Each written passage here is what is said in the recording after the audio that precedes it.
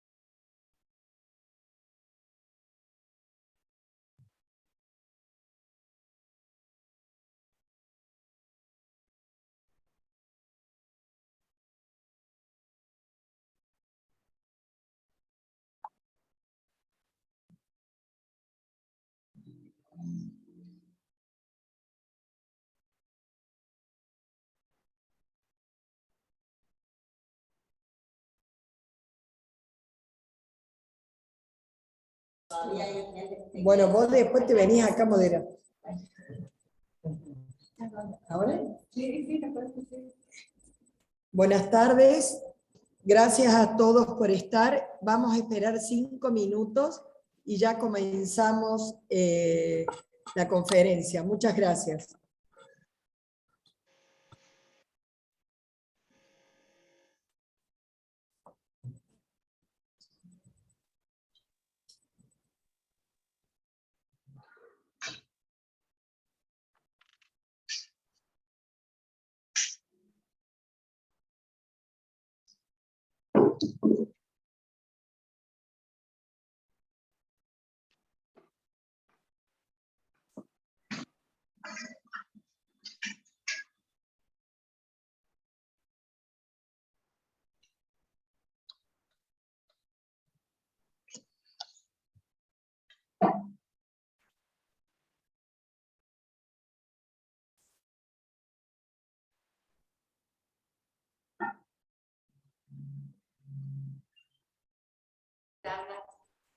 Un juego lo podemos enviar solo.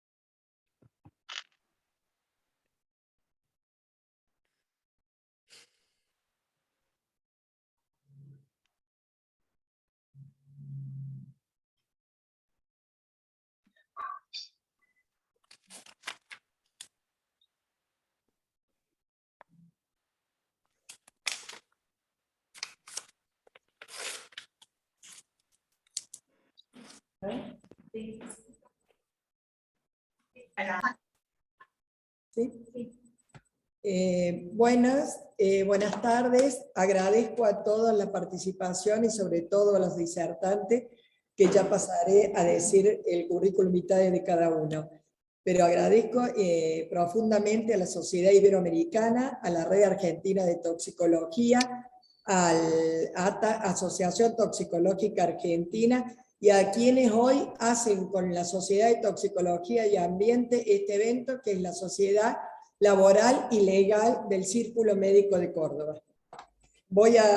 Agradezco a todos los participantes, veo muchos hospitales, ve gente de la municipalidad y de la provincia, gente también del Ministerio Público Fiscal, gente de Agricultura, así que les doy muchísimas gracias por estar.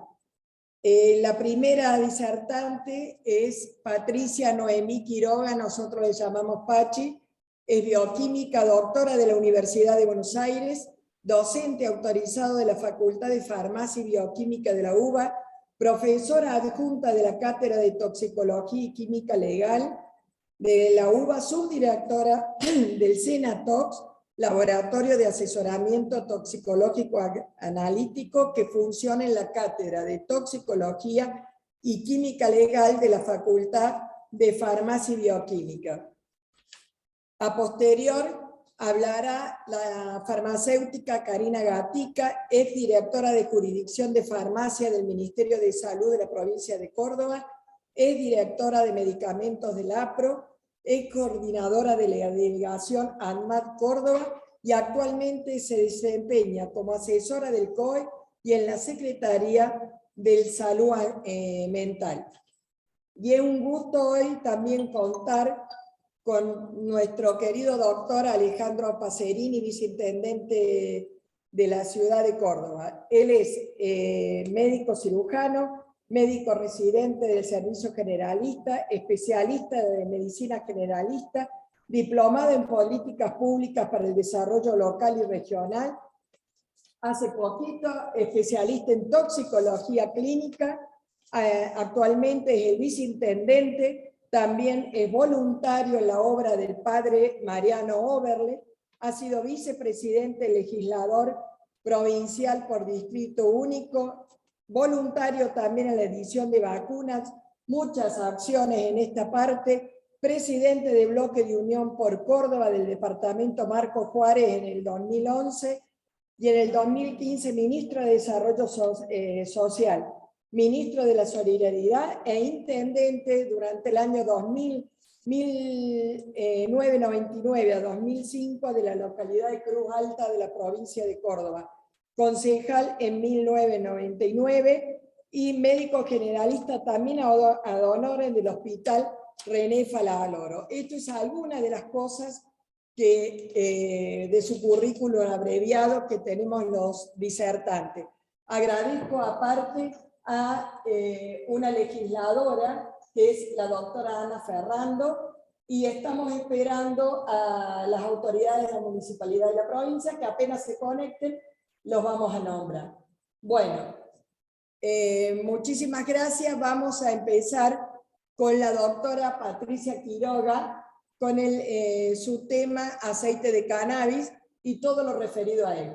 Después vamos a hacer las preguntas al terminar todas las disertaciones. Gracias. Modera la doctora Susana Chinelli.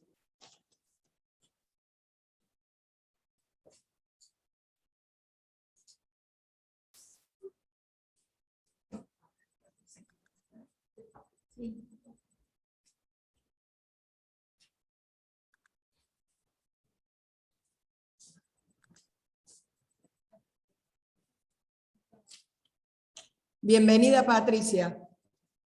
Hola, bienvenida. ¿Se ve la presentación? No.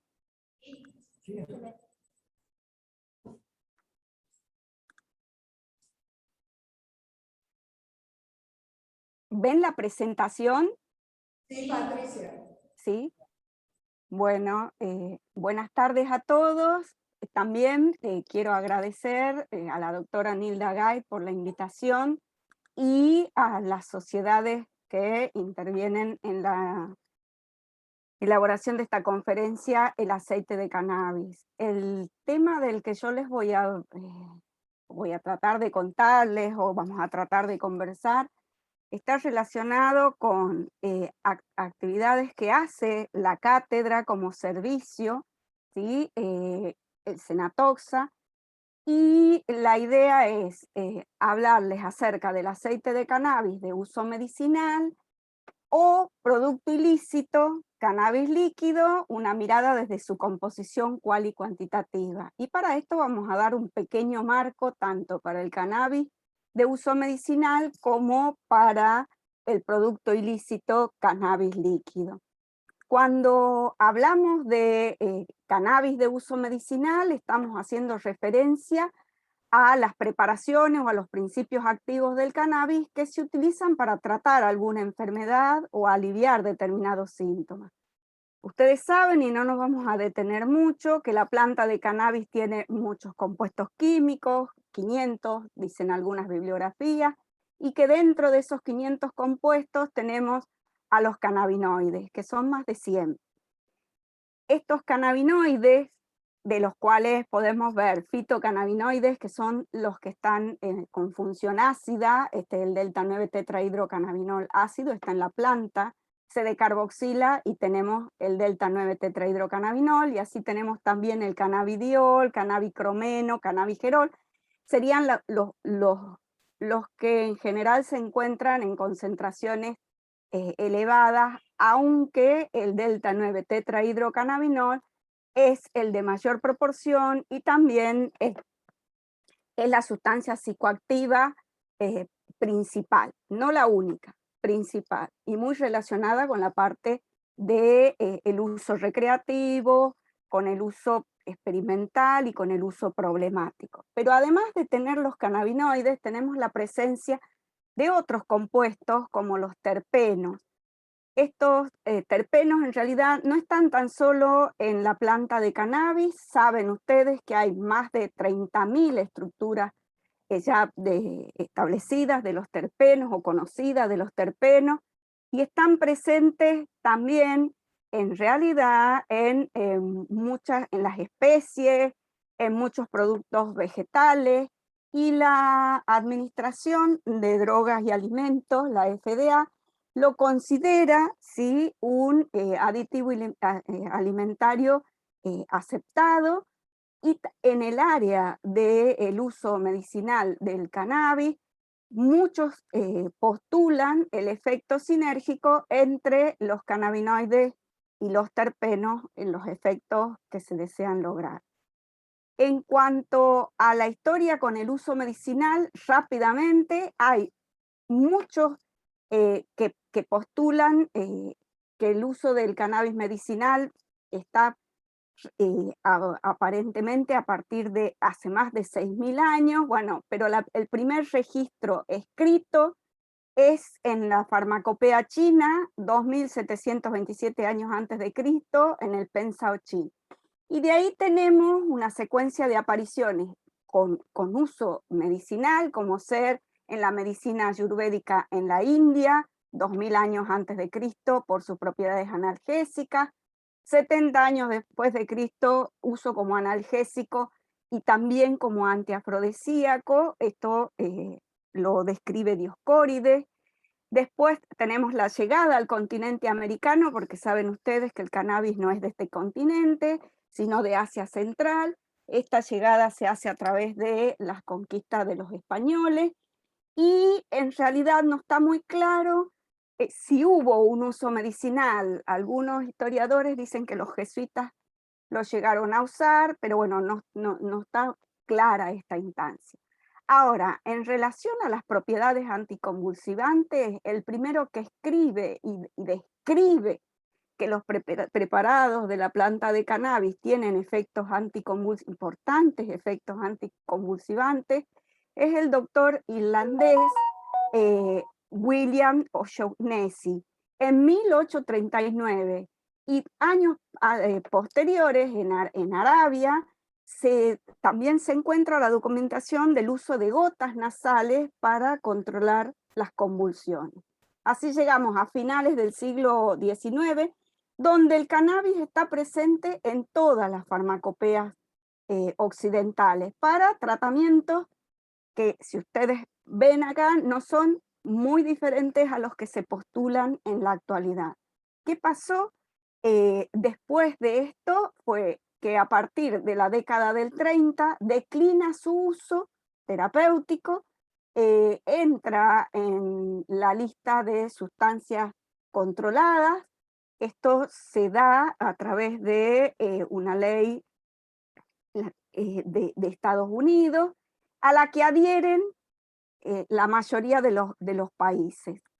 En cuanto a su presentación en las farmacopeas, tenemos que tener en cuenta que la farmacopea, la USP, la farmacopea estadounidense, registra a partir de su tercera edición la presencia de formulaciones de cannabis, ¿sí?, hasta la la 11ª edición, que fue en 1936, y a partir de ahí, la 12ª edición, haciendo referencia a la prohibición, ¿sí?, que se dio en Estados Unidos, saca de la farmacopea, ustedes si ven acá son artículos que estuvieron en la farmacopea, en la USP, perdón, 11, pero que no pueden ser admitidas en la 12, que sería esta, la de 1942, al cannabis. Ahora, en Argentina, ¿qué pasaba en Argentina? En Argentina también estuvieron las distintas preparaciones del cannabis, llamado cáñamo indiano, a partir de su primera farmacopea, que fue la primera edición en 1898 hasta la 4ª edición. Esto que tienen acá son imágenes tomadas del Museo de Farmacobotánica de la Facultad, ¿sí?, en donde ustedes pueden ver que teníamos tintura de cáñamo, teníamos extractos de cáñamo, y estas farmacopeas al final tenían las dosis máximas permitidas para adultos de estos compuestos o de estos preparados, ¿sí? Pero además, en este párrafo, la farmacopea, además de decir que si las concentraciones que se usan son superiores y pueden producir un efecto adverso, dice que el médico puede utilizar concentraciones más altas si lo considera necesario. Y acá está, acá en esta parte inferior, en esta tabla, está cuánto era lo que se recomendaba, ¿sí? 0,03 gramos por dosis y en 24 horas 0,06 gramos. En la quinta farmacopea de 1966, bueno, aparece dentro de las monografías omitidas, o sea que no lo tenemos más, pero la idea de mostrarles esto es poner en evidencia que el uso de los preparados de cannabis tuvieron su incursión importante dentro de las farmacopeas y del uso medicinal, que se corta a partir de 1930. ¿Cuándo es que se retoma de nuevo? Se retoma cuando Mechulian en 1964 descubre la estructura del delta 9 tetrahidrocannabinol. Después de eso, no tan cercano, porque tenemos 1964 y entre 1980 y 1990 se describe y se realiza la clonación de los receptores específicos de los cannabinoides y también se aíslan los ligandos endógenos, anandamida, 2-araquinoglicerol, que serían los endocannabinoides endógenos, perdón, los endocannabinoides, y esto da un impulso, renueva el interés desde 1930, 1964, 1980, 1990. Y el descubrimiento entonces del sistema endocannabinoide es el que abre la posibilidad de conocer cómo interviene este sistema, o el que abrió la posibilidad de ver cómo interviene este sistema en múltiples funciones fisiológicas, y fue el marco base para lanzar nuevamente la gran cantidad de investigaciones que se producen a partir de esta instancia. Ahora bien, medicamentos que contienen cannabis, hay varios, nosotros, o yo voy a hacer mención de los primeros, y me estoy refiriendo a las formas sintéticas, los primeros que fueron aprobados en 1985 por la FDA fue la especialidad medicinal o el nombre comercial Marinol, que tiene dronabinol, y el Sesamet, que contiene nabilona. Ambos son estructuras sintéticas de delta 9 tetrahidrocannabinol y un sintético análogo del delta 9 tetrahidrocannabinol. Como particularidad, todos son de administración oral, estos dos. ANMAT en Argentina, ¿sí? Permitió dar comercialización a través de Investifarma, sociedad anónima, por 5 años, porque no se renovó después, al Sesamet. En cuanto a los fármacos que tienen en su composición o que son extraídos de forma natural del cannabis, tenemos al Sativex, que tiene concentraciones casi iguales de delta 9-THC-CBD, pero que se produce por extractos por separado, que después se ponen en cantidades aproximadamente iguales. El Sativex, ¿sí?, ya es un spray sublingual. Y en 2018 la FDA aprueba, ¿sí?, al Epidiolex, que ya había sido aprobado en por la Agencia Europea de Medicamentos en 2017. Este medicamento, o de nombre comercial Epidiolex, contiene solo cannabidiol y es también un producto de extracción de la planta de cannabis. Tiene 100 miligramos por mililitro y se recomienda su uso, o se aprobó para el uso del tratamiento del síndrome de Dravet y del síndrome de Lennox-Gastaut, que estarían dentro de lo que tendríamos como epilepsia refractaria, o sea, de difícil tratamiento con la medicación común que se utiliza para las epilepsias. Y en Argentina, y esto es nuevo, tenemos ANMAT, ¿sí? Aprobó la inscripción, ¿sí? De la especialidad medicinal con el nombre comercial Conbupidiol, perdón, que tiene cannabidiol. Esta formulación se produce, o esta formulación, esta especialidad medicinal se va a producir acá en la Argentina, se va a vender bajo receta archivada, es de administración oral, tiene la misma concentración que declara en su prospecto Epidiolex, y también es para el tratamiento del síndrome de Dravet y del síndrome de Lennox-Gastaut. ¿Cómo hemos llegado a esta instancia? Porque hasta el 2018, o sea, si bien estaba toda la intención de que se pueda llegar a tener una medicación producida en Argentina y que pueda utilizarse para el tratamiento de epilepsia refractaria, no teníamos hecho todo el camino. ¿Y cómo fue entonces esa instancia? Esa instancia está relacionada con todo esto que ven acá. Primero, con el hecho de que como Argentina adhiere, ¿sí?, a la Convención Única sobre Estupefacientes de 1961, tenemos al cannabis en la lista 4 de drogas prohibidas.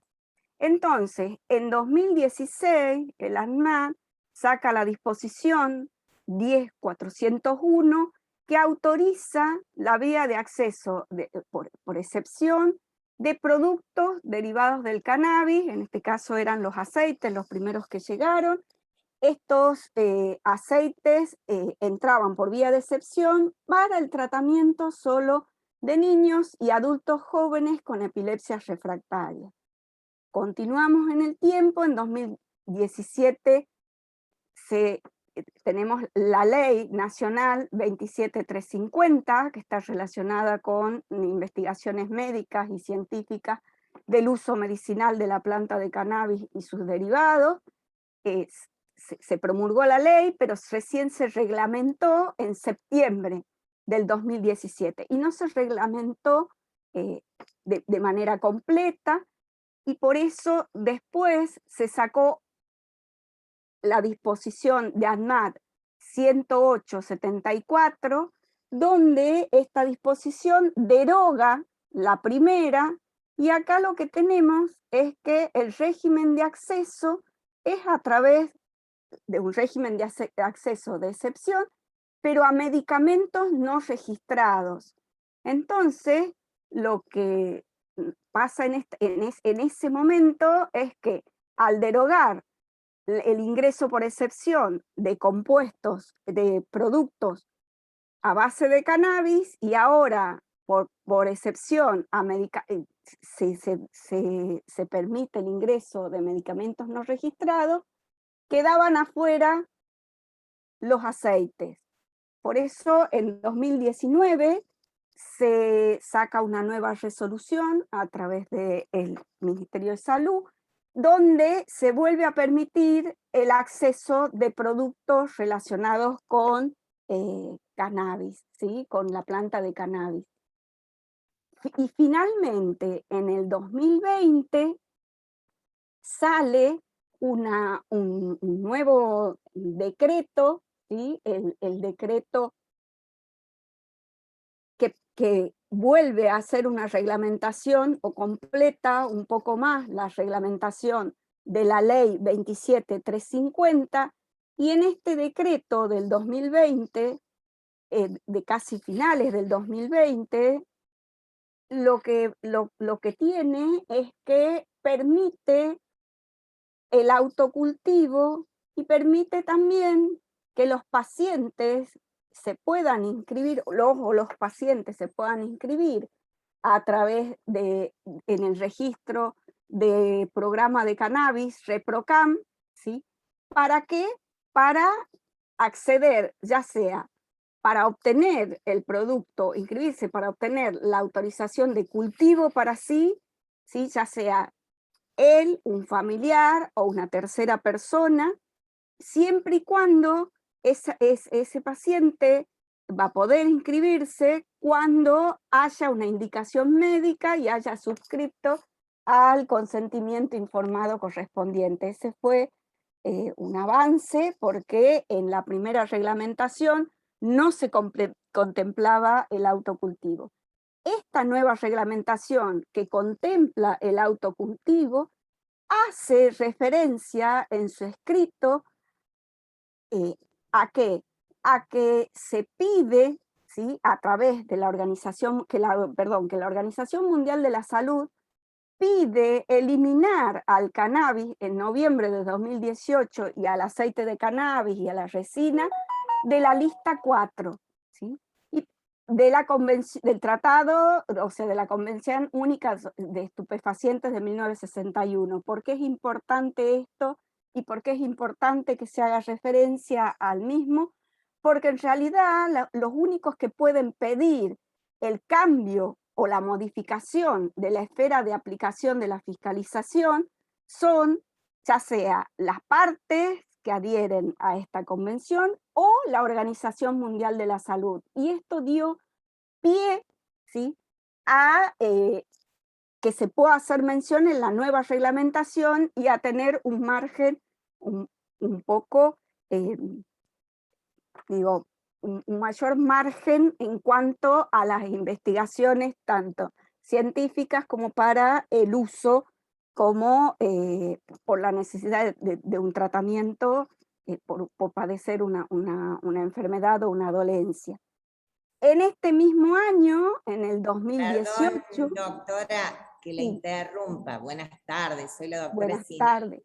La molesto porque le quedan 5 minutitos. Bien, bien. Entonces, acá lo único que les quiero decir es que esto va acompañado con la modificación o la mejora de la ley de agricultura.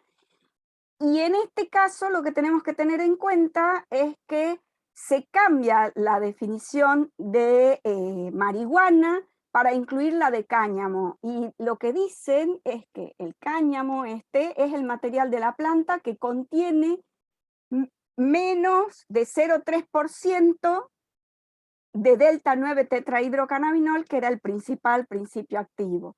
Acá les dejo las normativas de la FDA y lo único que les voy a hacer hincapié es en esto.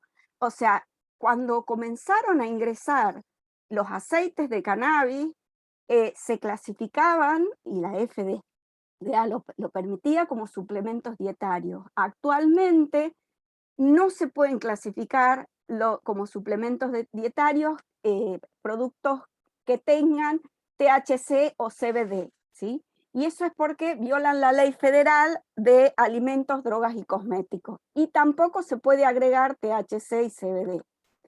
En cuanto al uso ilícito, ¿a qué estamos haciendo referencia? Estamos haciendo referencia al uso de preparaciones de la planta de cannabis con alto contenido del principal compuesto psicoactivo. ¿Y qué es lo que dice la Oficina de las Naciones Unidas contra la Droga y el Delito? Que el aceite de cannabis, considerado como producto ilícito, o sea, el cannabis líquido, contiene concentraciones de delta 9 tetrahidrocannabinol que superan los 100 miligramos mililitros e incluso los 600 miligramos mililitros.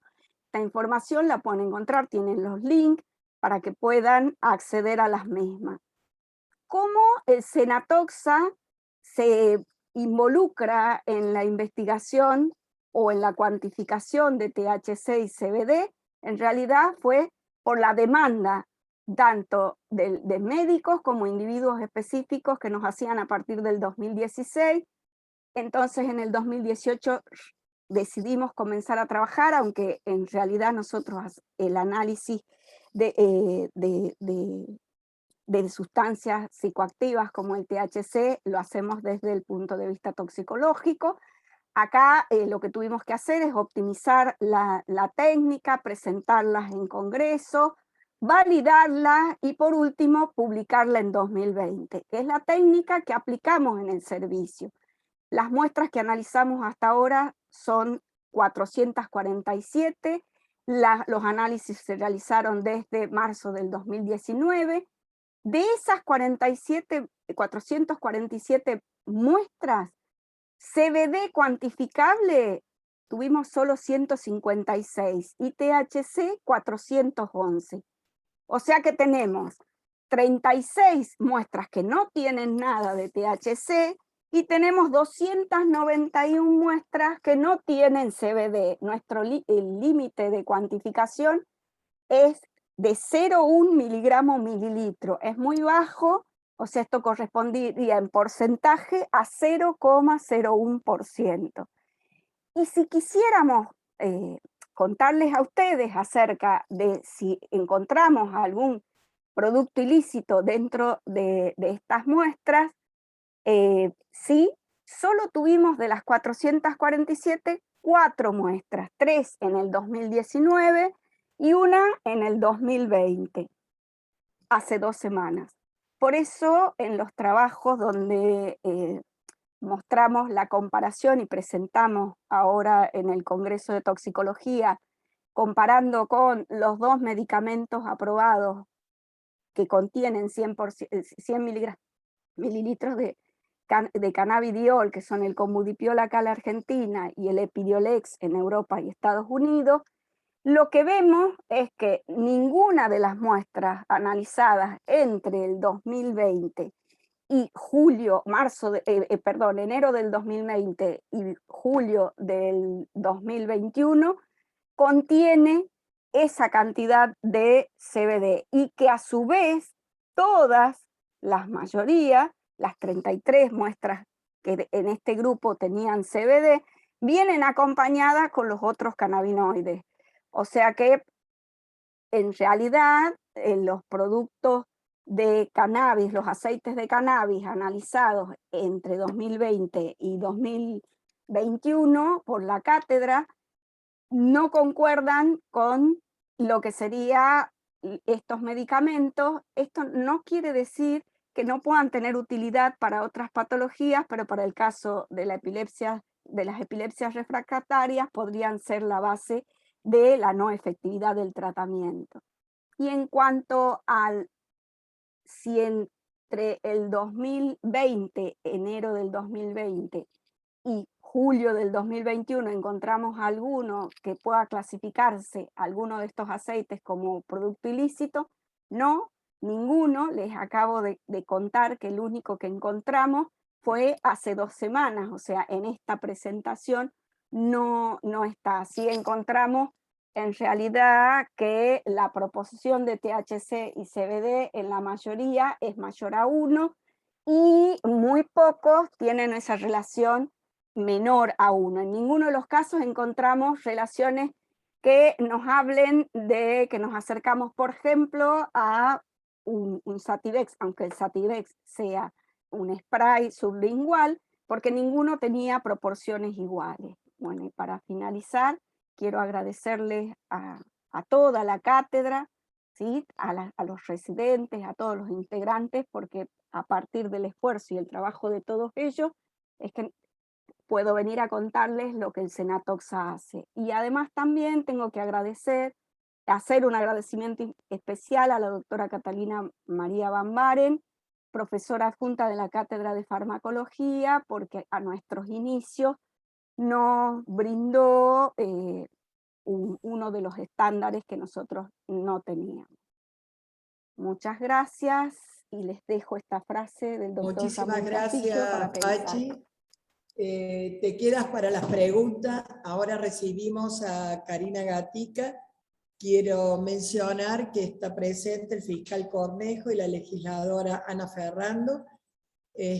Agradecemos su presencia. Aparte de todos los miembros de CIPSA, Redartos y ATA. Karina.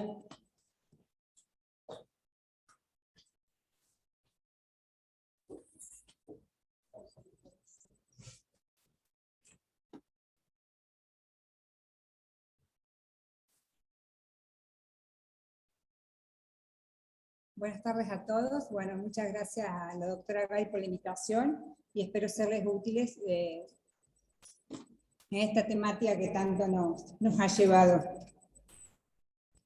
Vamos a hacer un poquito de historia, voy a hablar un poquito de los aspectos legales de hoy del cannabis, cómo se encuentra. Vamos a hacer un poquito de historia, como ha dicho la doctora.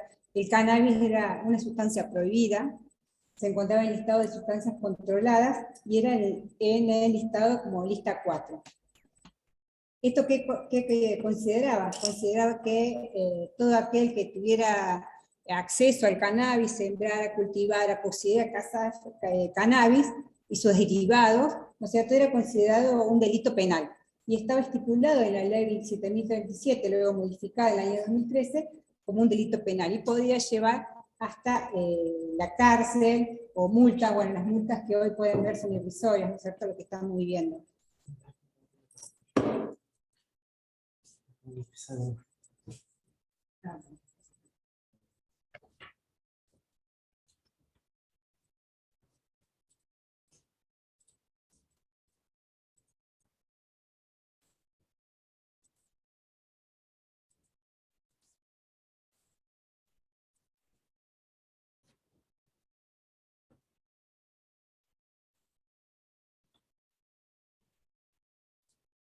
Bueno, empiezo de vuelta o les paso las diapos porque me dicen que no se había podido ver recién.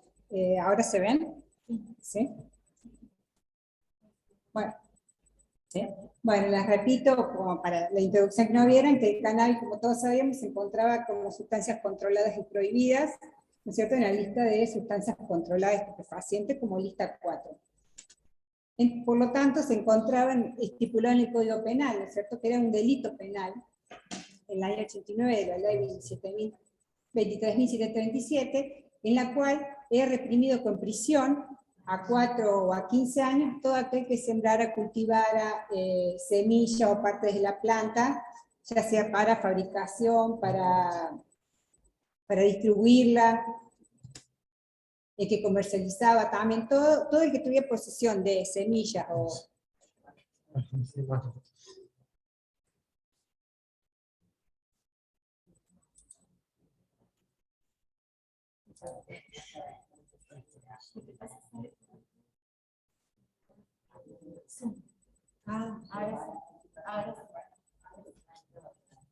Bueno, retomamos de nuevo. Problemas técnicos, disculpa a todos. Bueno, así también como era, sin importar la cantidad, ¿no es cierto?, eran todos reprimidos.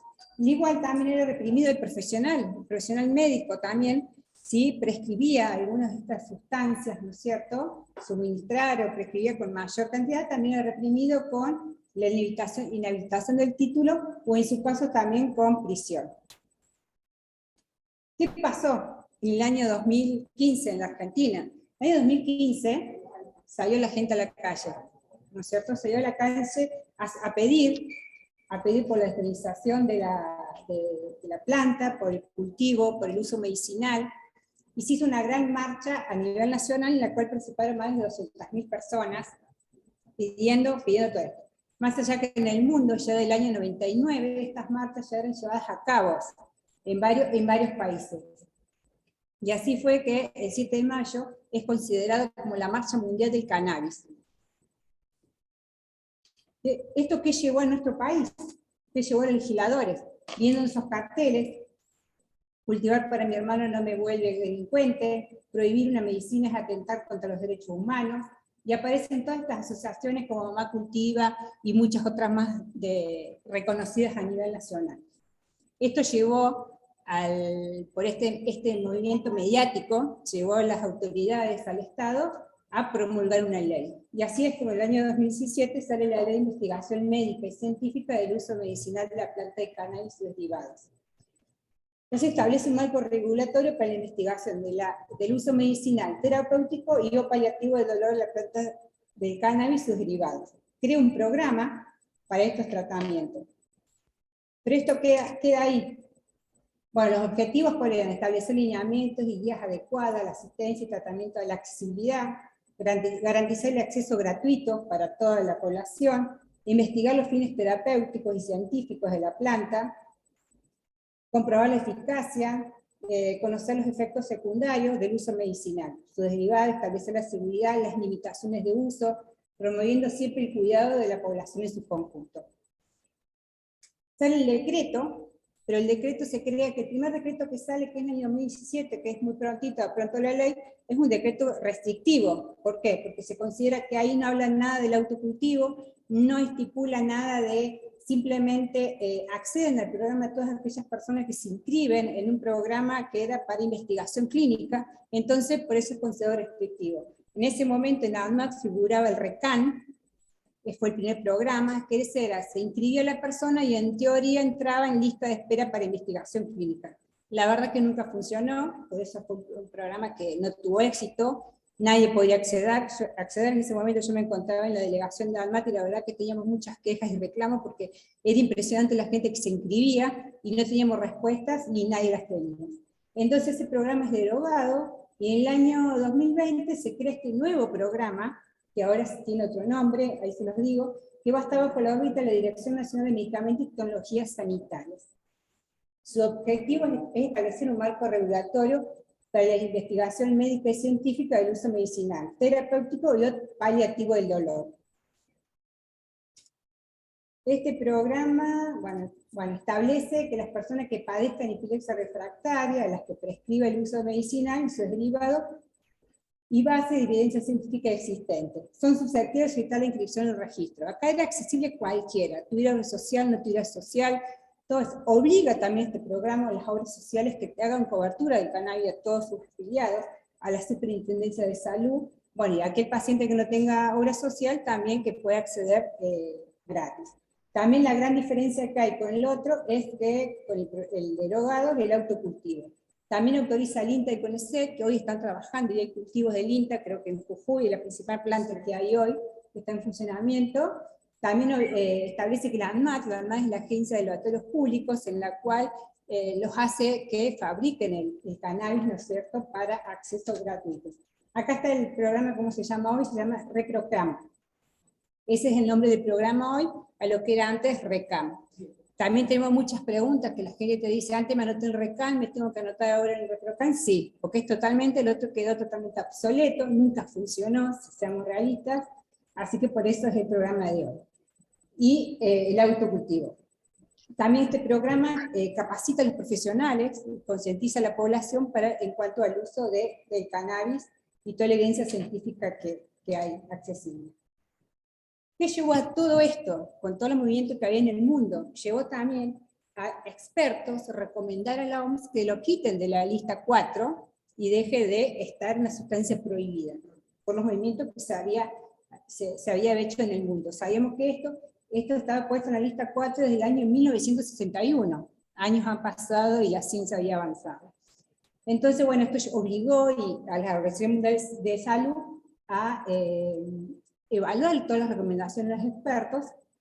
Por lo tanto, en el año 2020 lo retiran de lista 4. A retirarlo de lista 4, más allá que lo retiran de lista 4, hay algo muy importante que sigue siendo, aunque su uso con fines no médicos y no científicos, seguirá siendo ilegal.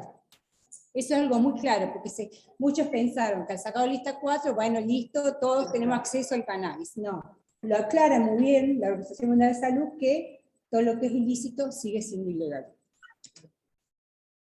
¿Qué pasó en este tiempo en la Argentina?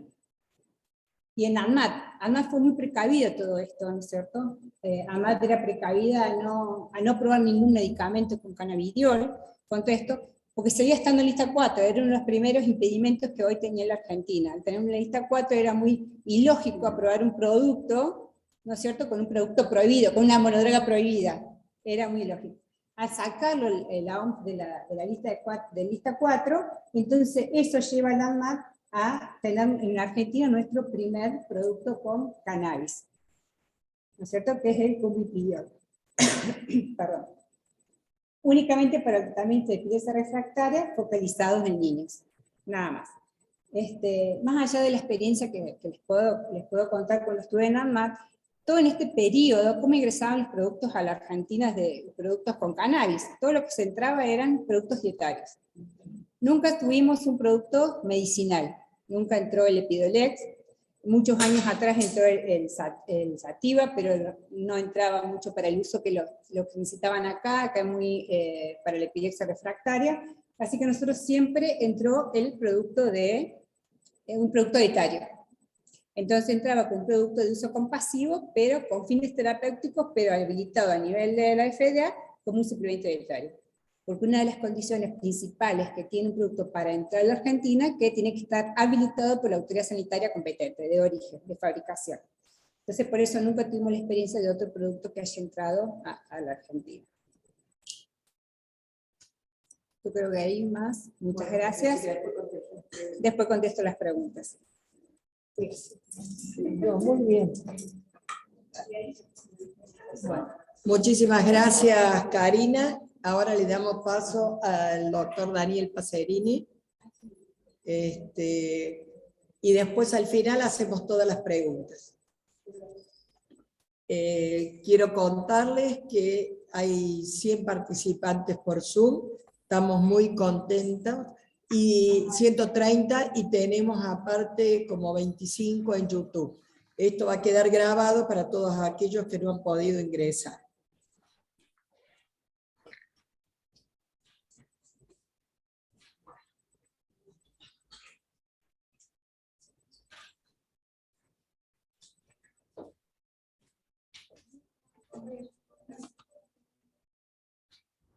Doctor. Sí, ¿ya estamos? ¿Me escucha, Nilda? Hola, hola. ¿Me están escuchando? Sí, se escucha perfecto. Perfecto, perfecto. Doctor. Bueno, muy bien. Muchísimas gracias por la invitación. Realmente un honor. Gracias a la doctora Nilda Gay. Y bueno, recién escuché muy atentamente tanto la exposición de la doctora Patricia Quiroga como de Karina Gatica. Realmente muy ilustrativas, muchos de los contenidos que obviamente uno quiere escuchar y debe escuchar estuvieron allí en cuanto a la historia de lo que es el uso del cannabis, en cuanto a que, bueno, mucha gente se sorprende, pero la historia del cannabis comenzó como uso medicinal también, tanto como el uso recreativo, y bueno, los vaivenes de la historia hacen que hoy nos encuentre en la Argentina, y más precisamente en Córdoba, en un momento en el cual estamos transitando poco tiempo desde la sanción de la ley provincial que adhiere a la ley nacional. Como se explicó recién, bueno, nosotros tuvimos una experiencia de trabajo legislativo.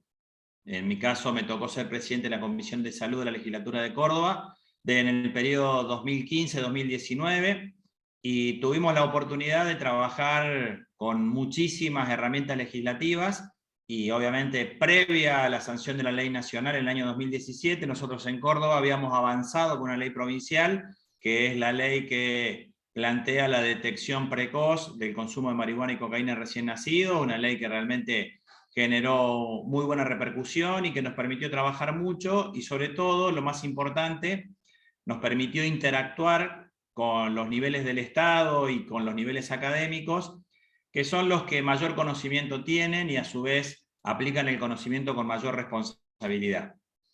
En esa línea de tiempo, en el año 2017, cuando se sanciona por unanimidad en el Congreso de la Nación la ley nacional, no soy muy amigo de los números, pero entiendo que fue la 23.750, bueno, esa ley de investigación médica y científica del uso medicinal de la planta de cannabis y sus derivados tuvo un consenso enorme, dado que hubo un gran trabajo legislativo previo. De hecho, el debate legislativo se dio en las comisiones, la aprobación fue prácticamente a libro cerrado y por unanimidad, y de allí se comenzó a desandar un camino que hizo que la puesta en práctica de esa ley tuviera mucha demora, puesto que no hubo un decreto reglamentario que hiciera que la ley fuera aplicable de manera inmediata.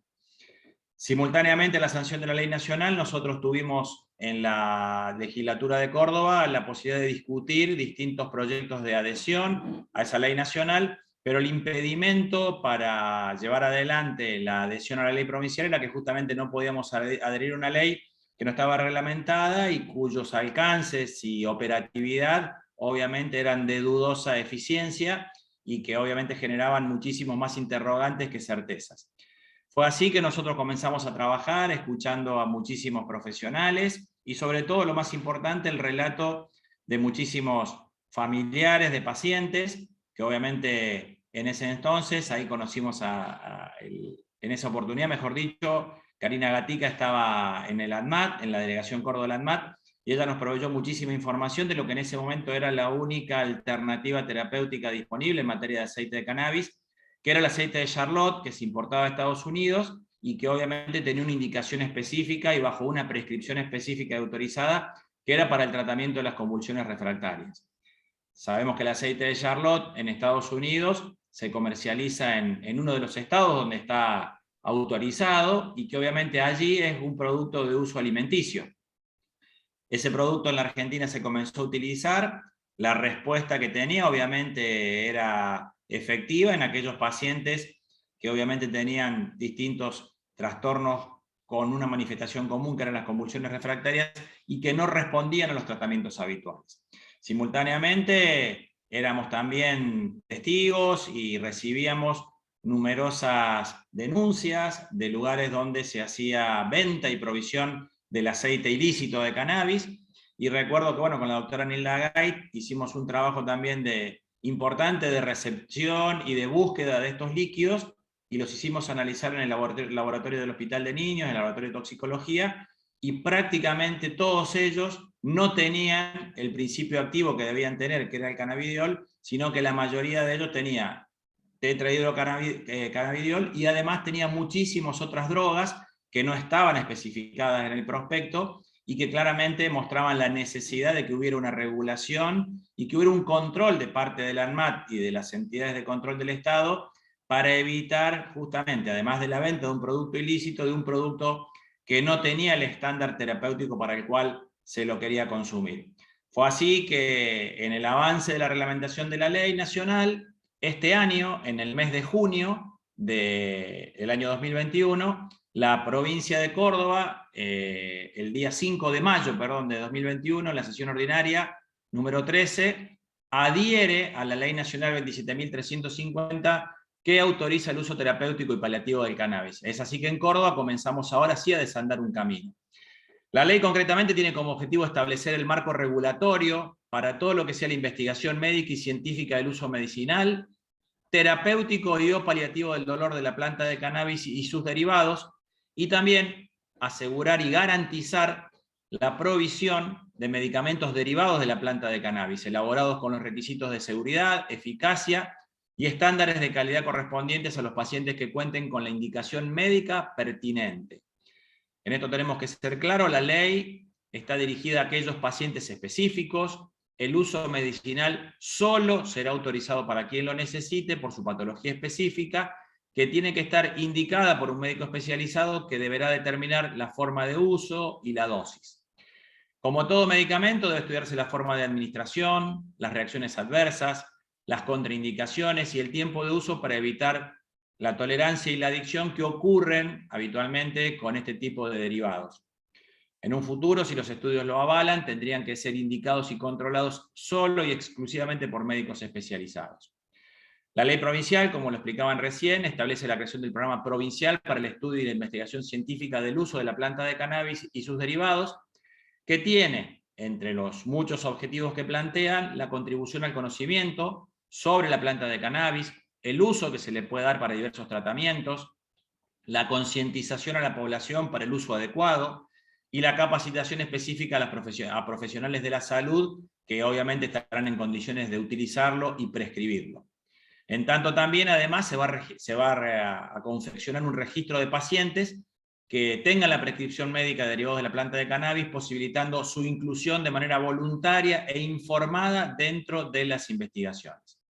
La autoridad claramente de aplicación de esta ley provincial, de adhesión a la ley nacional, es el Ministerio de Salud de la provincia, y se prevé en su reglamentación la creación de un consejo consultivo honorario, que va a incorporar en su composición a distintas asociaciones civiles vinculadas a la temática, y además de la ley 27.350, Córdoba adhirió al decreto reglamentario 883/20, que incluye el autocultivo y la garantía que definitivamente las obras sociales permitan la accesibilidad a los derivados del cannabis de uso medicinal.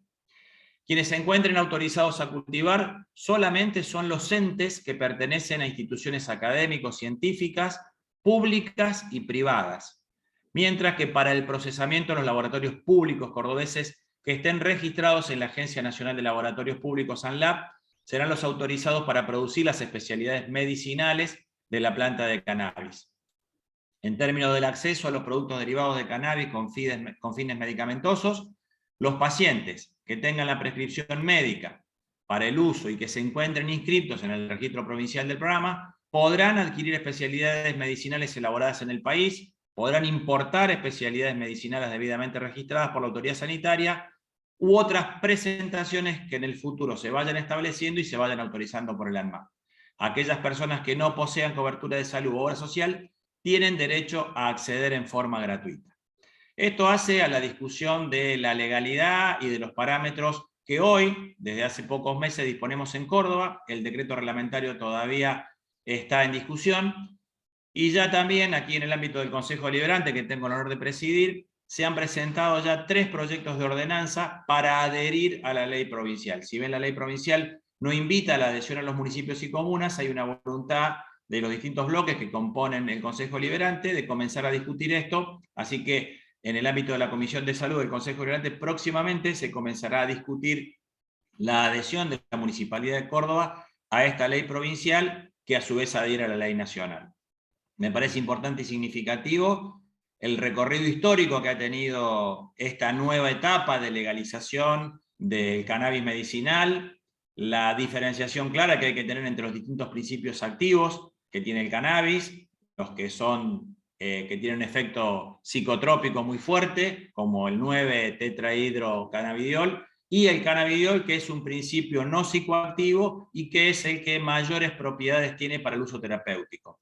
Hay muchísimos otros principios activos, se ha demostrado el recorrido que tienen estos compuestos químicos en el organismo, reconocen endógenamente a receptores, los más importantes son los CB1 y los CB2. Los CB1 son los que están en el sistema nervioso central, en el ámbito de la corteza cerebral, el cerebelo, los ganglios de la base, y los CB2 que están particularmente ubicados en lo que son los órganos linfáticos, el vaso, las amígdalas, y en los cuales se demuestran estos receptores que el cannabidiol tendría en ese caso y en esa combinación un efecto inmunomodulador. Claramente las propiedades terapéuticas son múltiples, son investigar, y los distintos compuestos químicos y comerciales que en otros países del mundo ya se han desarrollado, tienen como un elemento importante para analizar a mi juicio, y que me gustaría también que sirva para eje de debate. Muchos de estos preparados comerciales, los más comunes son justamente por su efecto relajante, para el uso para el tratamiento de la espasticidad, como se nombró aquí el Sesamet, que es la nabilona, pero también, el Sativex, pero la nabilona, que es el Sesamet, tiene un uso terapéutico indicado en algunos países, en otros no está aprobado, para el tratamiento de alivio del vómito que se produce en pacientes que son sometidos a quimioterapia. Este producto ha tenido y tiene una observación terapéutica mucho más cuidada, dado que tiene efectos psicotomiméticos demostrados muy graves, y en algunos países como Estados Unidos no fue aprobado, y en otros fue retirado del uso comercial. Justamente una de las cuestiones que se plantearon en las 2 exposiciones anteriores, y que quiero resaltar, es que la tolerancia y la adicción son 2 elementos a tener en cuenta en este tipo de productos, y que claramente la presencia del Estado y los controles que el Estado tenga que realizar son fundamentales para evitar que esto fracase, y para lograr que efectivamente los efectos terapéuticos deseables que tiene y que ya están demostrados en materia de control de convulsiones, en materia de relajación en los pacientes que padecen esclerosis múltiple o enfermedades espásticas, realmente puedan ser controlados, tienen que tener una eficacia terapéutica controlada, y que claramente ojalá que las distintas entidades que se dedican a la investigación, como el INTA y el CONICET, sean las que no solamente controlen, sino vayan supervisando la investigación, para que ojalá estemos en presencia de productos que se incorporen a la industria farmacéutica y que sirvan para no solamente paliar, sino para mejorar la calidad de vida de muchos pacientes. Sin más que agregar, quedo abierto a las preguntas y agradezco la invitación para participar de este foro.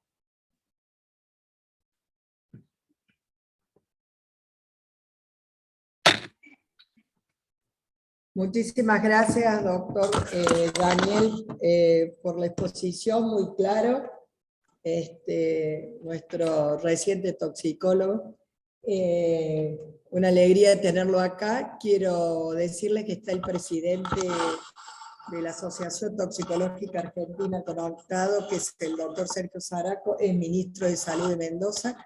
Hay gente del extranjero, gente del sur, gente del norte, o sea que estamos muy contentos. Ahora pasamos a las preguntas. Susana anda haciéndolo y dicen para quién es.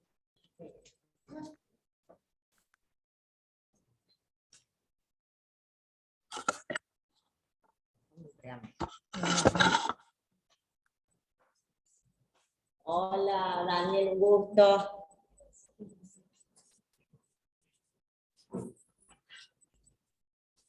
La doctora Ruth nos va a leer las preguntas.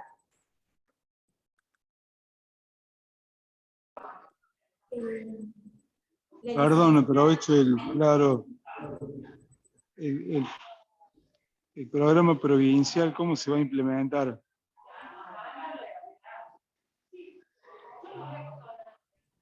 Doctor, ¿a quién va dirigida la pregunta?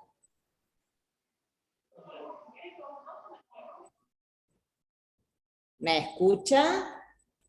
¿A quién dirige usted la pregunta? ¿A mí me dice? Sí, doctora, ¿a qué disertante dirige usted la pregunta? Al doctor Pacerini, porque habló de adherir a la ley, y sé que hay un programa nacional que está bueno, está sobrecargado del ReproCam, y yo quisiera saber cómo se implementaría en la provincia de Córdoba el registro para prescribir el cannabis de pacientes y de médicos. Sí, doctor. Buenas tardes. Concretamente, nosotros estamos esperando el decreto reglamentario de la ley provincial que justamente establece los registros para de esa manera ver de qué manera los municipios podemos adherir. Ya hay iniciativas de adhesiones, no solamente en la Municipalidad de Córdoba, sino también en la Municipalidad de Río Cuarto y otros municipios del interior provincial, habida cuenta que la demanda de pacientes y de familias y de las distintas asociaciones, a nosotros nos lo habían expresado en la legislatura provincial desde el año 2017 en adelante, y el impedimento que había en ese momento para justamente adherir a la ley nacional era la falta de un decreto reglamentario. El decreto reglamentario se realizó el año pasado, fue publicado el año pasado, y eso permitió que la legislatura en mayo de este año adhiriera a la ley. Falta el decreto reglamentario de la ley provincial con las especificaciones y los anexos, que son el motivo por el cual nosotros seguramente la semana que viene vamos a hacer una visita a la legislatura y al Ministerio de Salud, que es la autoridad de aplicación, para hacernos de esa información. No tenemos mayores precisiones que las que están publicadas y el decreto reglamentario todavía no lo tenemos. De la ley provincial, digo. Muchas gracias, Doc. Y la última de mi parte. ¿Qué hace un médico hoy? Como usted lo sabe, porque es colega, por el juramento hipocrático, si se encuentra en un caso que el paciente lo demanda y cree que aplica? ¿Qué hace hoy en la situación actual del cannabis? ¿Puede recurrir a ANMAT o a algún ente como para que el paciente pueda obtener su tratamiento? Sí, las veces que me ha tocado participar, digamos, por consulta que me han derivado, el ANMAT y el Ministerio de Salud tienen las herramientas y los registros, digamos, en ese momento, estoy hablando, la última consulta que tuve fue previa al decreto reglamentario de la ley, era obviamente en pacientes que tenían convulsiones refractarias, la accesibilidad al aceite de Charlotte. Luego aparecieron otros productos, pero todo lo poco que está autorizado y legalizado es lo que hay que prescribir, y los lugares a los que hay que acudir son justamente las delegaciones de ANMAT y el Ministerio de Salud. Muchas gracias. Gracias, doctor. Sí, queremos hacer la pregunta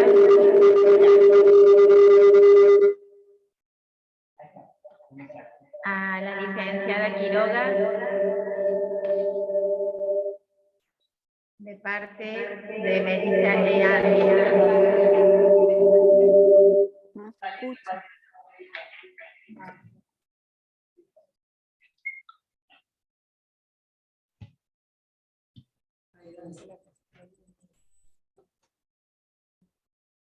Sí, acá me escuchan.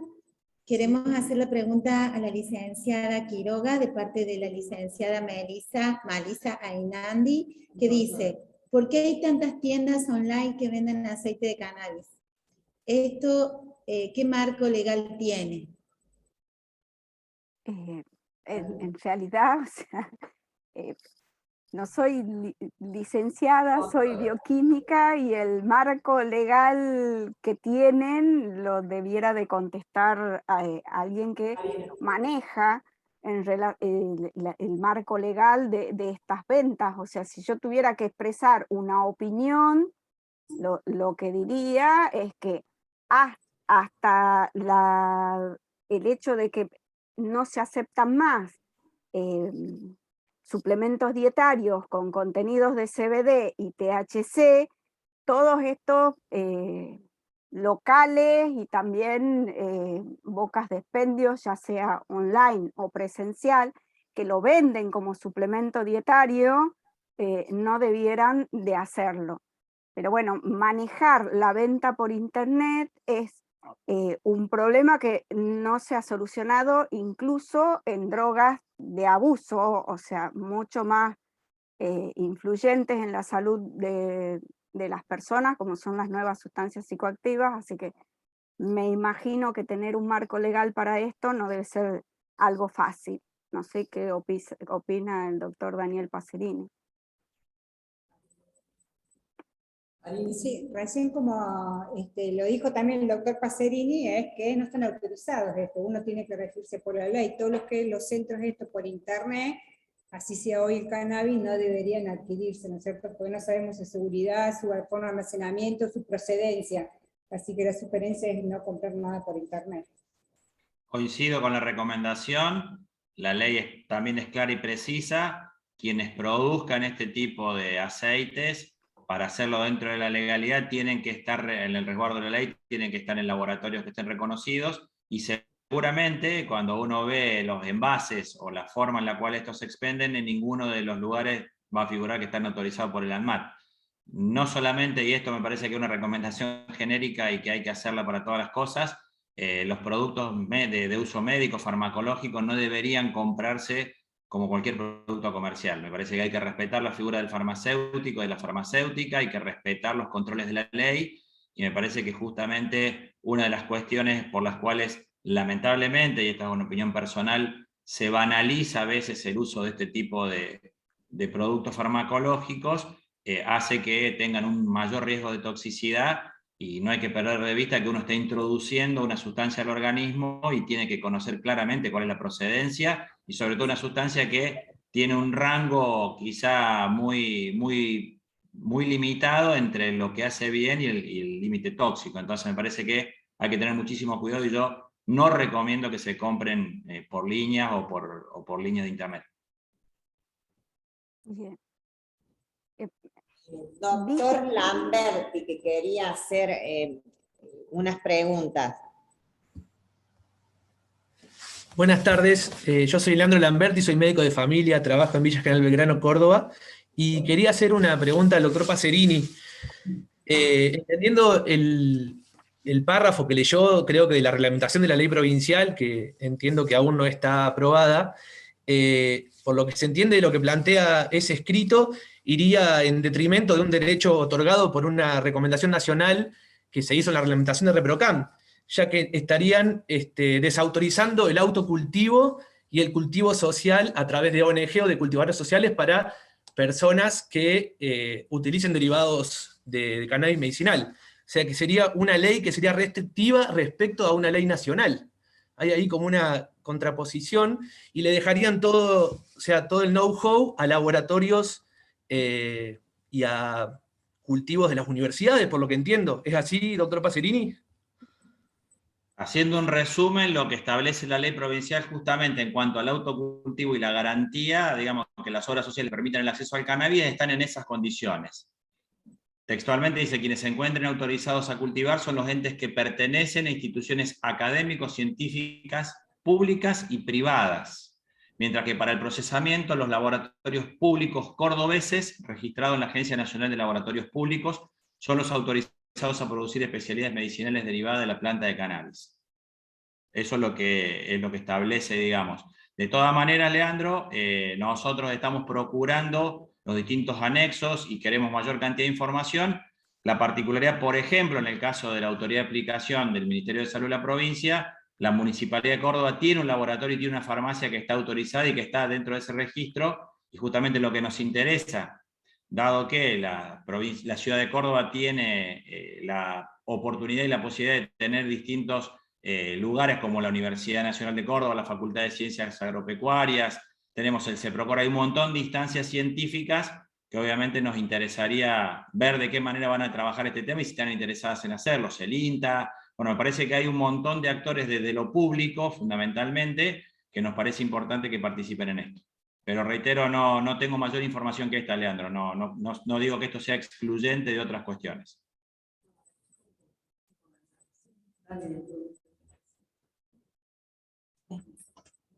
Muchas gracias, doctor. También hay una consulta de la doctora Adriana Haas, donde dice que hace unos días tuvo una consulta sobre dónde debe inscribirse alguien que tiene intención de cultivar cannabis para vender legalmente en Argentina. Cuando habla de la reglamentación nacional, habla del autocultivo, ¿no es cierto? Que tienen que anotarse en el programa ReProgram, que yo les dije ahí, y en la diapo que puse está en la dirección del mail los requisitos cómo tienen que inscribirse, pero no es autocultivo para vender, ¿eh? Tiene que quedar claro, es autocultivo para un consumo propio. Para uno mismo. Y es un consejo consultivo que evalúa la documentación y todo. Otra de las preguntas a la doctora Gatica, a la licenciada Gatica, dice ¿cómo se asegura la composición de cannabidiol y tetrahidrocannabinol para los aceites que se elaboran a través del cultivo? No, Patricia Quiroga. La doctora. Doctora Patricia.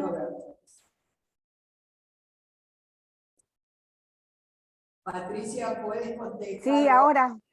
Ahí está, gracias. ¿Me lees de nuevo la pregunta? Que no... Sí, doctora. Dice, ¿cómo se asegura la composición del CBD y del tetrahidrocannabinol para los aceites que se elaboran a través del autocultivo? Bien, en realidad, o sea, hay varios laboratorios dependientes de las facultades que están haciendo la determinación, pero no es tan solo asegurar la concentración de CBD y THC, sino que tienen que asegurar, ¿sí?, la composición de ese aceite, porque como les había puesto, dependiendo del proceso con el cual se obtengan, van a tener otros compuestos que acompañan al THC y al CBD si no logran hacer una extracción puntual de estos cannabinoides. En la Facultad de Farmacia y Bioquímica, el servicio del Senatoxa lo que ofrece es la cuantificación de CBD y THC por espectrometría de masa, pero es solo eso, o sea, se necesita más que eso, más que saber cuánto tiene, o sea, que eso ayuda y por supuesto ayuda a la dosificación, sino con qué otros compuestos está acompañado esa formulación que se va a usar como medicamento. O sea, yo les dejo en la presentación, y esto les puede ser útil a todos, ¿sí?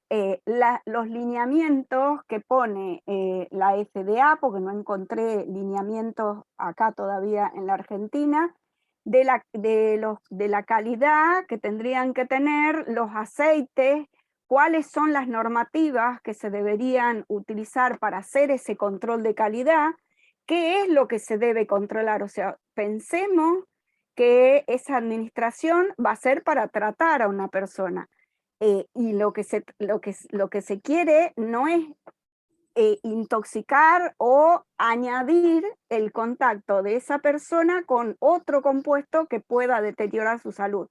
Y en esto de otro compuesto me estoy refiriendo a que se sabe que la planta de THC tiende a acumular metales, por ejemplo. Es un muy buen acumulador de metales. Entonces, habría que hacerle determinación como está establecido a través de la farmacopea número 41 de Estados Unidos y lo que avala la FDA, determinaciones al menos de los metales más frecuentes y más tóxicos, como el plomo, el arsénico, el mercurio, el cadmio y el cromo.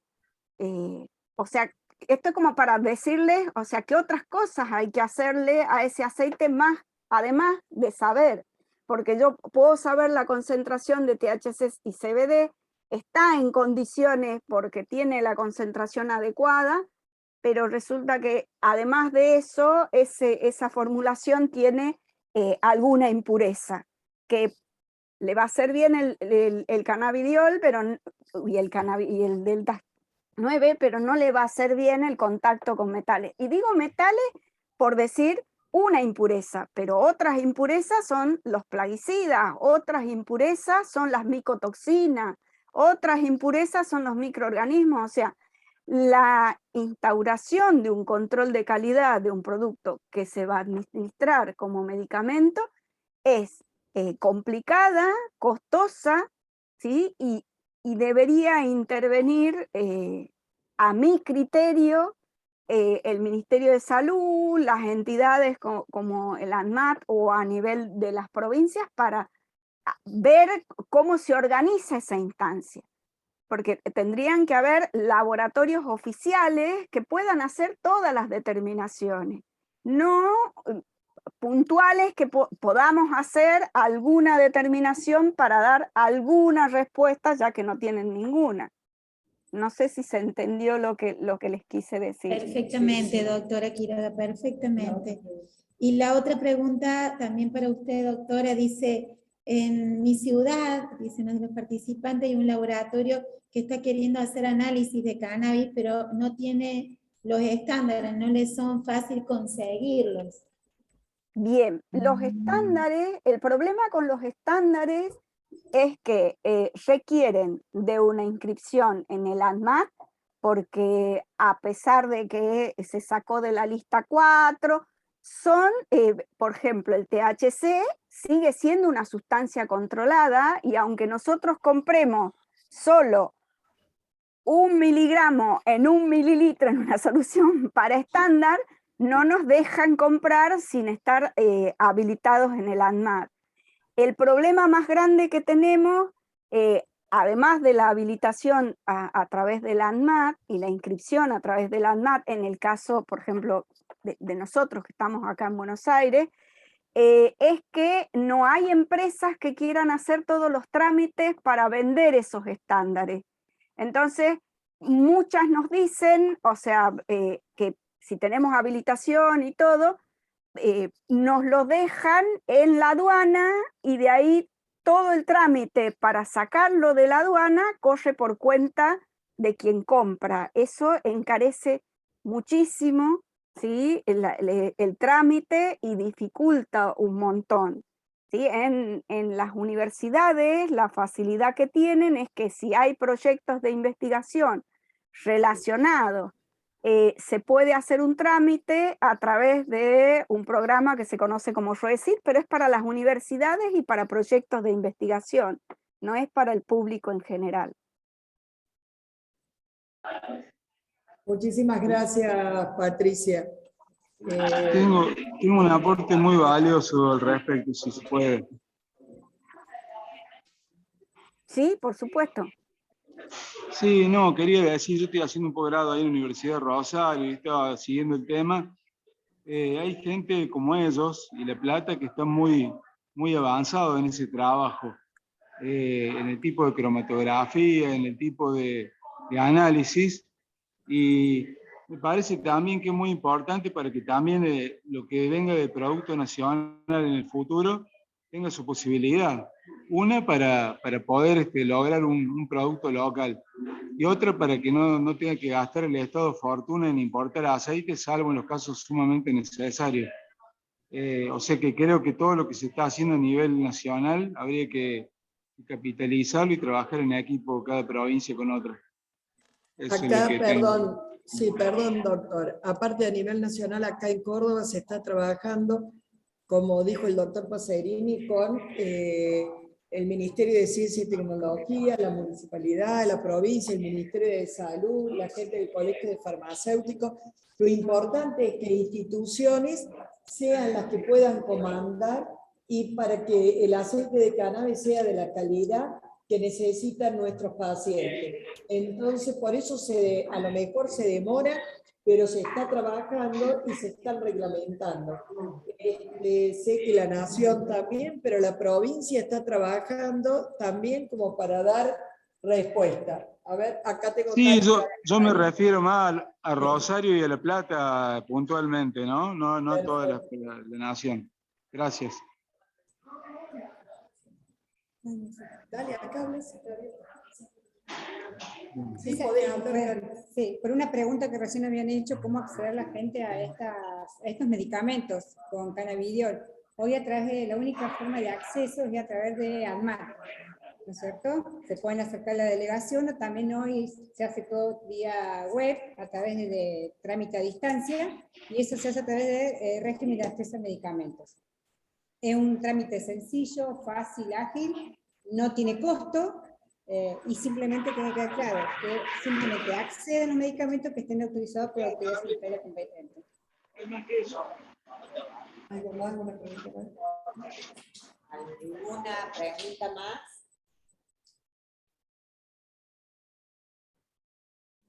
Si alguno quiere hacer alguna pregunta y no la ha escrito en el chat, puede hacerlo, no hay problema. Marcos Rodríguez. ¿Qué tal? Habilite el micrófono, no hay problema. Sí, ¿se escucha? Sí, perfecto, doctor. Sí, mi pregunta es para la doctora Quiroga.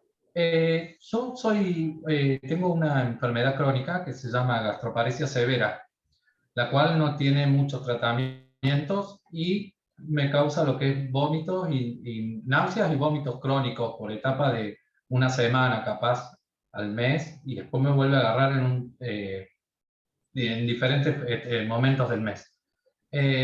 ¿Cómo sé yo qué componentes, por ejemplo, del cannabis, si yo hago autocultivo, que no lo hago porque estoy en duda de todo, por eso estoy acá, básicamente, qué componentes son los que puede servir para mí, digamos, mi condición? Y cómo sé que no me estoy automedicando mal, digamos. Pero es que, o sea, la idea no sería una automedicación, porque la idea sería que tengas la intervención de un médico que sea el que te indique el consumo de este producto obtenido de cannabis en las concentraciones y cantidades adecuadas de acuerdo al conocimiento médico que tenga, ¿sí? O sea, no es que yo sepa qué patología tengo y que voy a poder automedicarme. La idea es la intervención siempre de un profesional médico, ¿sí? Bueno, muchas gracias, doctora. Y otra cosa, la última... Disculpa que te va a contestar Disculpa una aclaración. Karina Gatito. Desde el punto de vista legal, la normativa nacional que tenemos vigente, más la provincial, hoy simplemente el cannabis se autoriza para lo que es epilepsia refractaria. Dravet y Gauss, si no me equivoco, si son esas dos, ¿no? Daniel ahí me va a ayudar a aclarar, ¿no es cierto, Daniel? Pero sí, por eso... justamente Marcos, como antecedente aproximado a los síntomas que vos tenés, porque la gastroparesia es una enfermedad, digamos, es un síndrome que puede obedecer a otras enfermedades que a lo mejor pueden no estar ubicadas en el aparato digestivo, pero que se manifiestan a través de náuseas y vómitos. El único antecedente aproximado de uso de un cannabis, de un aceite canábico, de un producto canábico medicinal, es el que yo comenté, el Sesamet, que es la nabilona, que es un análogo sintético del cannabidiol, cuyo uso indicado en algunos países donde se aprobó y luego fue retirado del mercado, era justamente para el vómito provocado por las quimioterapias, vómito refractario a los otros tratamientos habituales. Seguramente, Marcos, la gama de tratamientos tradicionales o antieméticos tradicionales, hoy por hoy es lo que está disponible, porque inclusive dentro de los productos derivados del cannabis medicinal no hay una efectividad real demostrada para ese síntoma. No sé si fui claro. Sí, sí, clarísimo. Le agradezco mucho la respuesta. Gracias. Y la última duda que tengo es respecto a, yo utilizo para las crisis ondansetron. ¿Qué tan dañino puede ser ese medicamento comparado digamos, con la parte del, si lo comparamos con el cannabis? Como todo medicamento antiemético, Marcos, obviamente tiene su límite y tiene su margen de tolerancia, pero es uno de los medicamentos, digamos, de segunda línea que se utilizan para los vómitos refractarios o vómitos incoercibles, como se llaman, y generalmente el ondansetron es justamente la primera línea que se utiliza en los vómitos incoercibles, por ejemplo, en pacientes que usan quimioterapia, y obviamente es lo disponible que hoy está. El margen terapéutico que tiene quizás es hasta un poco más amplio que la metoclopramida, que es un medicamento que si no lo utilizas adecuadamente te puede provocar un síndrome neuroléptico maligno que es muy, muy desagradable. Ahora sí, le agradezco mucho su tiempo. Muchísimas gracias también a la doctora Quiroga. Gracias. ¿Alguien más quiere agregar algo? No solamente preguntas, sino algo que quieran agregar sobre el tema. Estamos abiertos para escucharlos. Simplemente que active el micrófono.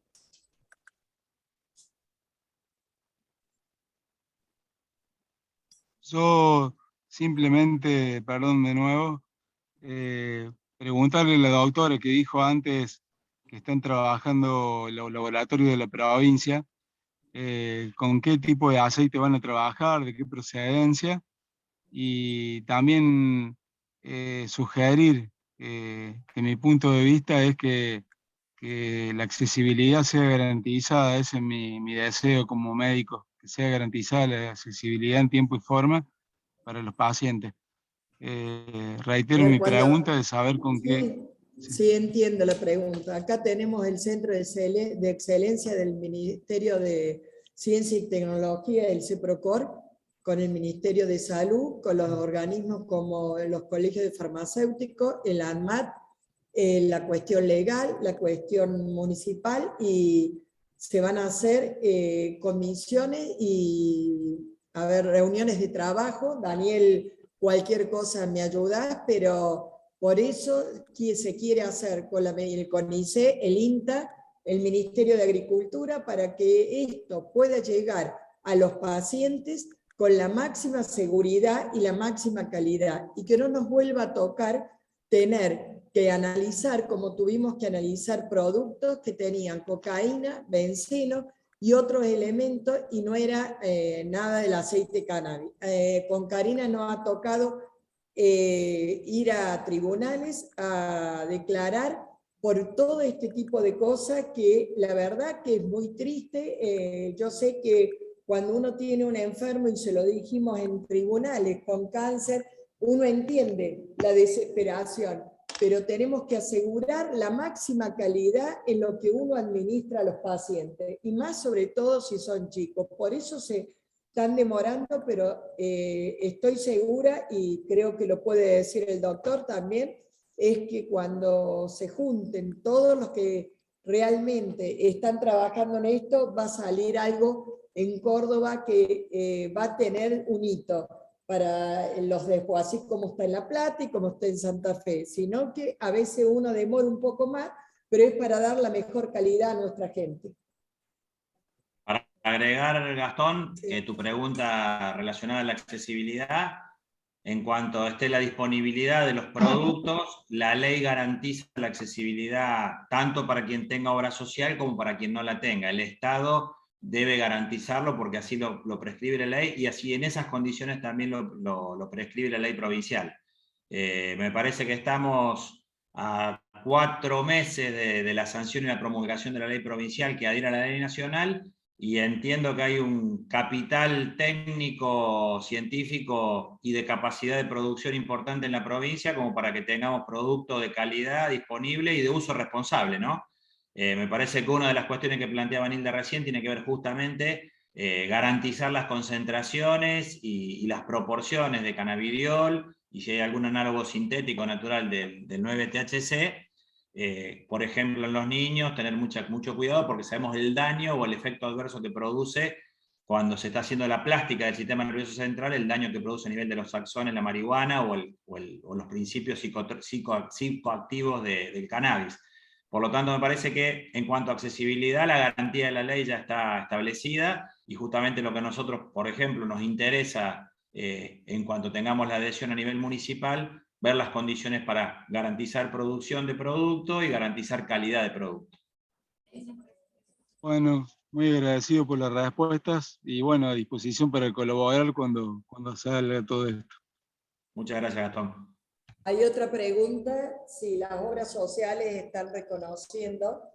Sí, hay varios comentaron que las obras sociales estaban cubriendo, está puesto en el decreto de nivel nacional que las obras sociales tienen la obligación de cubrirlo. Y el que no tenga obra social se anota en el programa para la accesibilidad gratuita. Doctora Gay, ¿cómo le va? Buenas tardes. Le habla el doctor Cornejo. ¿Cómo anda usted? ¿Cómo le va, mi querido fiscal? Acá estamos las dos que tenemos que ir siempre a declarar. Nos hace trabajar. Sí. Trabajar así, de un día para otro. Sí, totalmente. Muy bien. Gracias. Muy contento de haber podido participar. Muy buenas las 3 exposiciones. Y me tomaba el atrevimiento de agregar a la exposición de la licenciada Gatica, que cuando se habla de algo de autocultivo en relación al tema del ReproCam, no es un autocultivo liberado. La misma reglamentación establece las condiciones en las que se debe dar ese autocultivo, que es en un marco, si se puede llamar, de intimidad, es decir, que no tiene que ser con exhibición pública. Se establece un tope de hasta 9 plantas y a su vez, en el caso de que sea necesario trasladar el producido de ese cultivo, se está autorizado el traslado de hasta 40 gramos de hoja seca y 60 mililitros en el caso que sea de aceite ya extraído, ¿no es cierto? Por eso me parece importante esto, porque alguien hizo un comentario en relación a el tema del libre cultivo con el solo hecho de estar inscrito en el ReproCam. O sea, están estas limitaciones casualmente para prever que este cultivo no sea deliberado en cuanto a la cantidad, y ya nos estaríamos trasladando a otro terreno en el cual ya nos involucra quizás a nosotros si es en grandes cantidades, ¿no es cierto? Y la otra cuestión que les quería agregar es que sí, efectivamente, tanto la licenciada como usted han sido en nuestra mano derecha, porque nosotros muchas veces los fiscales y los abogados tenemos una visión técnica con relación a esto muy acotada, ¿no es cierto? Entonces se han transformado en nuestra mano derecha y bueno, siempre ha sido de valiosísima colaboración el aporte que hemos recibido de parte de ustedes, y me permito hablar en nombre propio, en nombre personal y en nombre de mis colegas, los doctores Sicardi y Romero, que siempre ponderamos su disposición. Así que bueno, ese era mi pequeño aporte con el que quería colaborar con ustedes. Si es que es de utilidad, ¿no es cierto? Sí, muchísimas gracias, fiscal. Muchísimas gracias por estar, por participar, fiscal Carlos María, y la verdad que ha sido muy útil lo que agregó, muy útil. Y aprendimos muchas gracias. todo. Nosotros también aprendemos de ustedes. No lo sabemos todo, aprendemos también. Bueno, muchas gracias. Si no hay más, yo no tengo con mi equipo y con nuestra moderadora que agradecer a los disertantes, Pachi, Quiroga, por estar, por el tiempo que estuviste y por la disposición apenas te convocamos. Lo mismo Karina Gatica, que termina siendo una amiga, una compañera de muchas idas y venidas que tenemos. Y bueno, y el doctor Daniel Pacerini, que siempre está presente cuando lo convocamos y que hoy también dejó su tiempo para que podamos escucharlo y poder participar y decir realmente lo que se hace en Córdoba.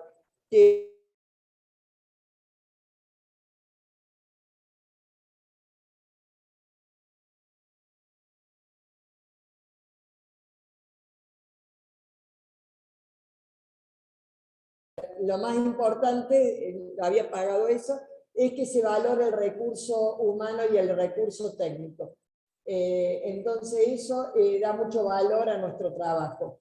Bueno, no sé si querés decir algo, la moderadora, la jefa de Elaborar y Legal.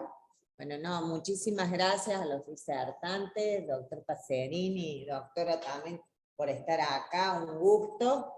Y muchísimas gracias a todos por estar presentes, como así también a todos los que han participado con sus preguntas y con sus aportes. Hemos llegado a 100, que cubrimos el Zoom, y tenemos 59 por YouTube. Así que excelente y gracias a ustedes. Sí. Muchas gracias. Muchas gracias.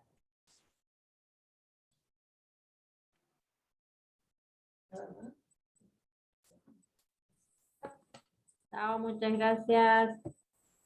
Chao. Chao, Buenas muchas noches. gracias a todos. Excelente presentación. Sigan así. Muy bueno lo que hacen.